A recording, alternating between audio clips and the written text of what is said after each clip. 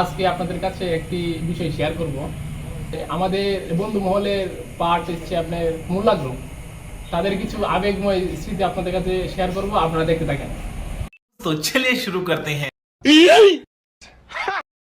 देखा आपने लापरवाही का नतीजा है। क्यों हिला डाला ना।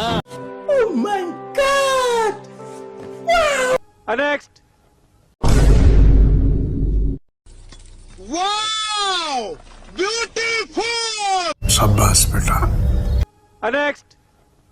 रुको जरा, सबर करो।